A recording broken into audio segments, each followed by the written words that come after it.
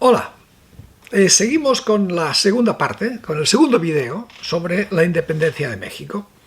Entonces, en el primer video habíamos terminado en el momento en el que los insurgentes están prácticamente fuera de combate. Es decir, hay unas fuerzas muy débiles resistiendo lo mejor que pueden, pero vamos, con muy pocas esperanzas de llegar a reconquistar, por decir así, el territorio.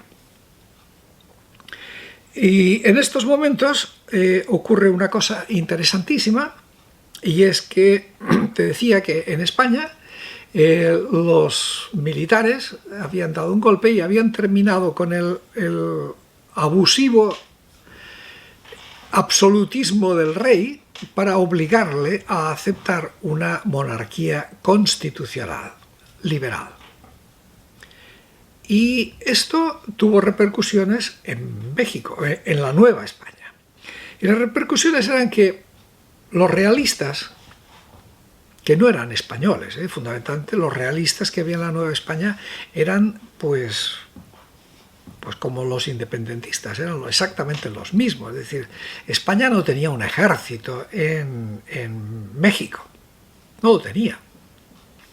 O tendría una cosa pues pequeña, y oficiales y así, pero un ejército consistente no.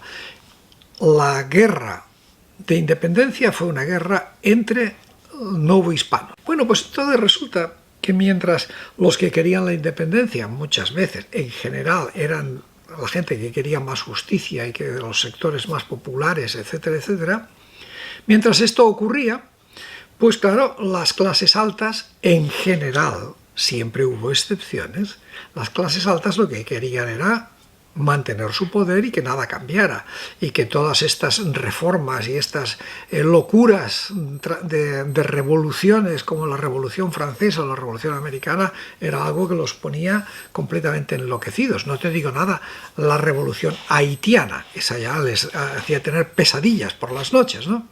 Bien. Y sin embargo, pues los mulatos y mestizos estaban encantados con todas estas revoluciones. Bueno, el caso es que cuando resulta que en el Reino de España se proclama una monarquía liberal, entonces para todos los realistas de la Nueva España eso les parece un terremoto. Es como que les hubieran quitado el apoyo. Es decir, habían estado luchando justamente por lo más extremo del conservatismo, de lo más reaccionario, el absolutismo. Y entonces pues dije, esto no puede ser. Y se buscaron la forma de evitarlo, y esa forma era exactamente la independencia. La cosa más chocante del mundo. Los que habían estado luchando en contra de la independencia, porque para ellos luchar contra la independencia era mantenerse en los postulados más reaccionarios, cuando resulta que España se vuelve liberal, dicen, no, un momento, ahora ya no nos interesa ser realistas. Y entonces, sino uno de los militares realistas que estaba justamente en la batalla con Vicente Guerrero, pues es el que no toma la iniciativa, pues obviamente la iniciativa vino desde otro lado, sino que fue el que puso en práctica el plan de llevar a cabo una independencia por los que antes habían sido realistas. Bueno, también coincidió que en esas épocas pues prácticamente 11 años de guerra. 11 años de guerra, una guerra muy sangrienta, que había costado aproximadamente 1 millón de personas muertas. No todas en combate, obviamente, no hubo así grandes batallas, pero muertos de epidemias, de hambre, de todas esas cosas.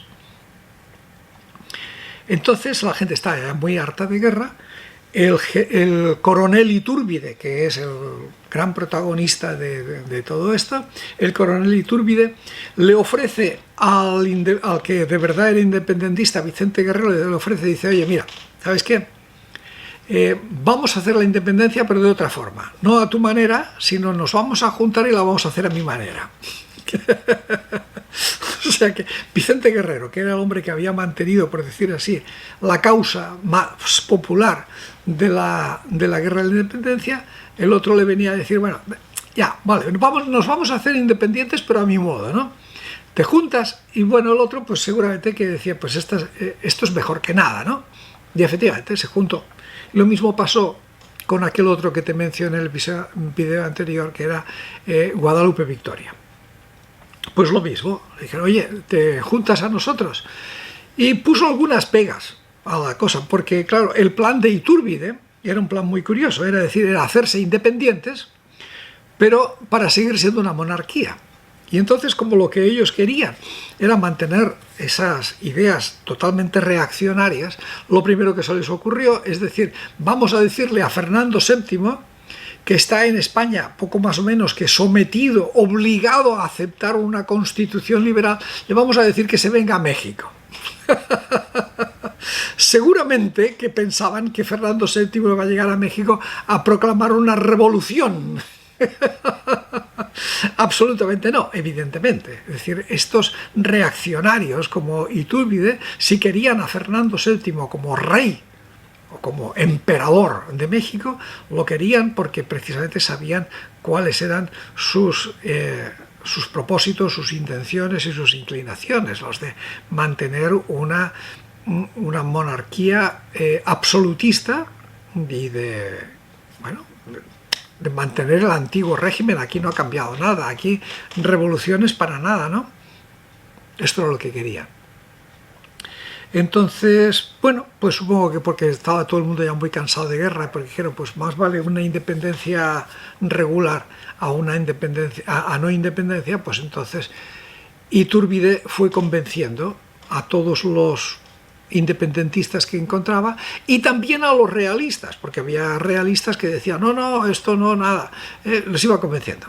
Y poco a poco, pues casi sin más guerra, ni más batallas, ni más violencia, pues logró montar una gran alianza de pues, las fuerzas militares que existían y entraron en México, ¿no? Lo que se llamó el ejército trigarante, ¿no? El que venía a dar como unas garantías básicas de que podían seguir adelante y que se defendía, por decir así, lo más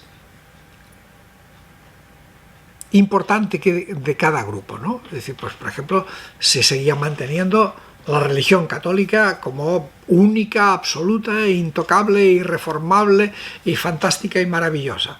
Bueno, esa era una de las garantías, ¿no? Con lo cual ya los conservadores y la Iglesia se quedaban tranquilos, ¿no? Claro, por el otro lado, pues venía la idea de decir, pero vamos a ser independientes, ¿eh? Nos vamos a separar de España. Ok, garantías. Entonces, como quien dice, se pusieron de acuerdo en lo más básico y tiraron para adelante. Pero lo curioso, como te digo, es que de república nada. Es decir, el modelo que tenían de los Estados Unidos, que era una república y que ya había estado funcionando más de 20 años, no, ellos querían una monarquía. Y además una monarquía con Fernando VII. Y si Fernando VII no quería otro Borbón, que todos eran igual de absolutistas, o peores todavía incluso que Fernando VII. Y le dijeron a Fernando VII que si él no quería, pues que enviara a alguno de sus hermanos o a alguno de sus parientes. Esas eran las intenciones de Iturbide y de los realistas reciclados en independentistas, para que te des cuenta, ¿no? ¿Cómo era ese juego de la revolución y el poder? Estos, desde luego, revolución no querían ninguna, absolutamente ninguna, eran autoritarios. Bueno, al final pasó una cosa francamente chusca con todo esto, y es que ningún Borbón aceptó esto. Seguramente Fernando VII no le daba la gana de venir a América, quién sabe lo que tenía en su cabeza de ignorante y de bestia aquel señor. Pero él quiso quedarse en España, quizá porque ya tenía idea de que iban a aplastar a los liberales, quién sabe, ¿no? Pero el caso es que No pasó esto y tampoco consiguieron los mexicanos, los de Iturbide, tampoco consiguieron a ninguna otra persona de estirpe real que quisiera aceptar esa situación. Y entonces Iturbide se autonombró emperador. Bueno, ya sé que se respetaron un poco las formalidades y que se hizo nombrar, pero se hizo nombrar con el respaldo de un ejército. Es decir, era o me nombran emperador o me nombran emperador. Les voy a dejar la libertad de que me nombren emperador. Y le nombraron emperador. Emperador Agustín I, que duró menos de un año, por varias circunstancias. La primera de ellas, posiblemente, es porque este hombre pues era absolutamente incapaz de gobernar, si no era por medio del autoritarismo y de la imposición y de la mano dura y de todo. Desde luego la reputación que venía trayendo de toda la guerra de la independencia era terrible, era un hombre sanguinario y cruel. Bien, pues consiguió enemistarse con el Congreso y consiguió enemistarse con todo el mundo, y encima de eso, para empeorar todavía más las cosas, el país estaba absolutamente quebrado, porque como te digo, los españoles le habían sacado hasta la última gota de jugo a su fruta favorita, a la joya de la corona que era México. La habían exprimido, estaba en absoluta ruina, en absoluta, no tenían para pagar nada, nada de nada. Y encima, para terminar de completar la diversión, a este señor, al emperador Agustín I, que como te digo no llegó ni siquiera a estar un año, al emperador, pues en uno de sus desesperados intentos por recaudar dinero, se le ocurrió aumentar en un 40% los impuestos prediales, el impuesto a los bienes inmuebles. Oh, amigo mío, eso sí que fue el caos. Esa fue la puntilla, lo que terminó con él definitivamente.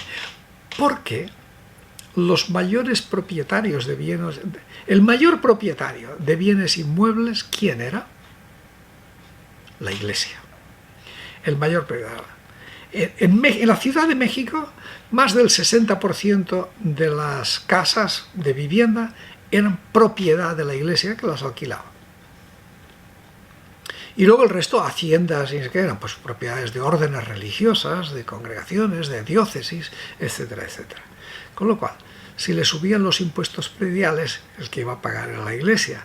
Y esto a la Iglesia nunca le ha hecho ninguna gracia. Iturbide metió la pata, se metió con la Iglesia. Y esa fue su última equivocación.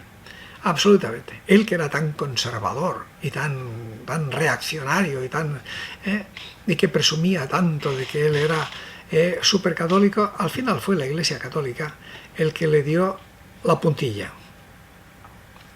Esto no lo cuentan los historiadores conservadores. Esto a lo mejor muchos de los mexicanos no lo saben, pero es así. Bien, así terminó esa primera parte, o así se llegó a la independencia. Y entonces, pues cuando se largó el señor Iturbide, se fue a Inglaterra. Curiosamente también se fue a Inglaterra, ¿no? El que había sido tan realista, es que era el único sitio al que se podía ir, al que uno podía ir a refugiarse. Bueno, y después vinieron dos presidentes. Guadalupe Victoria, que fue el único que logró terminar sus 4 años de periodo, y después Vicente Guerrero. Curiosamente, de los dos hay bastantes referencias que eran de origen mestizo, que eran afrodescendientes. Esto ya era una buena revolución, porque esto hubiera sido impensable en el virreinato. Pues fueron los dos primeros presidentes. Y nada, pues de ahí adelante a vivir los sube y bajas de una república arruinada, bloqueada y acosada por todas las potencias europeas. Seguiremos hablando. Cuídate y hasta pronto.